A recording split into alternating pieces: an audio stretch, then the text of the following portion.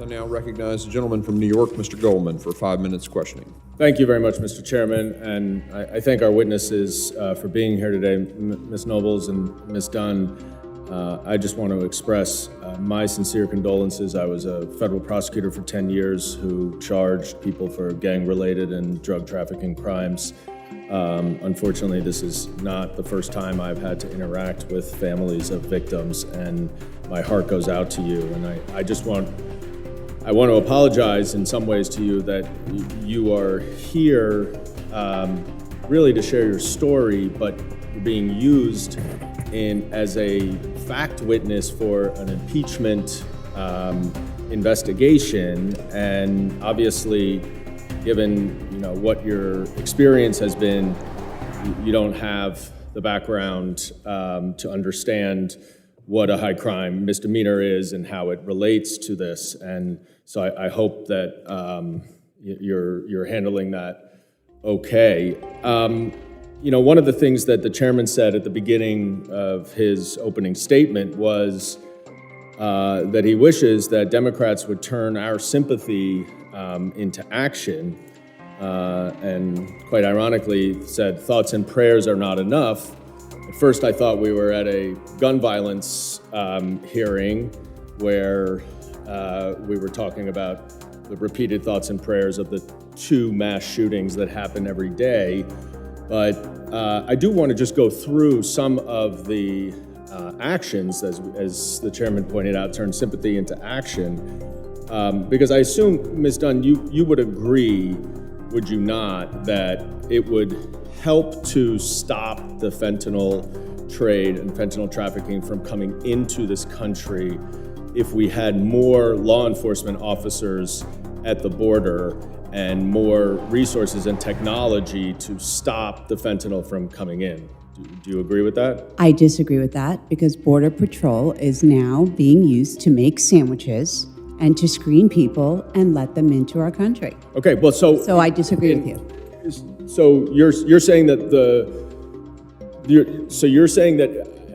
you're upset because the Border Patrol is not is making sandwiches, I think you said. So you don't think it would be helpful to have more Border Patrol officers who are charged with stopping the fentanyl trade? I would like the Border Patrol to be able to do the job that they were hired to do. Well, every Border Patrol officer that I have spoken to has told me that their hands are tied by this administration and Mr. Mayorkas. I've been to the border, sir. Have you? Have you? Excuse me. I'm asking the question. I'm just wondering. And the problem with that is that in Congress, this Congress, we have interviewed 9 senior officials under DHS in a variety of different capacities. Every single one of them has said that it would be helpful to provide more resources at the border to stop the flow of fentanyl coming in. And that is actually exactly what President Biden has done. In last year's budget, fiscal year 2023, the appropriations, it included 300 additional U.S. Border Patrol agents, which was the first increase since 2011. Included 125 more CBP officers, $70 million for non-intrusive inspection, and 200 House Republicans, including every single Republican serving at the time who currently sits on this committee, voted against that bill. Under the Biden administration, the Department of Homeland Security has seized more fentanyl and arrested more criminals for fentanyl-related crimes in the last 2 years than in the previous 5 years combined.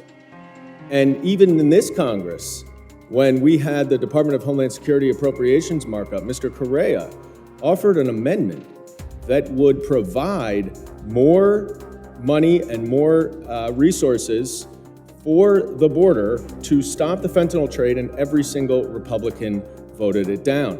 But that's not it. Even with the supplemental request from the White House, they requested $1.2 billion to crack down on the trafficking of dangerous and lethal illicit drugs like fentanyl, including over $300 million for the most effective non-intrusive inspection systems. And of course, 90% of fentanyl comes through the ports of entry, so having those inspection systems would do it. Again, the Republicans will not support the border with additional resources to do the job that the Secretary wants to do. And so we are here yet again for a political stunt to make an argument that this administration is not doing anything, even as it is negotiating to try to address the problems at the border, and even as it is trying to increase the number of border agents and technology to address the fentanyl system. Let's stop this sham impeachment hearing, and let's go negotiate with the Senate and the White House, who are doing that right now with Secretary Mayorkas to address the problems at the border. I yield back. You are here really to share your story, but you're being used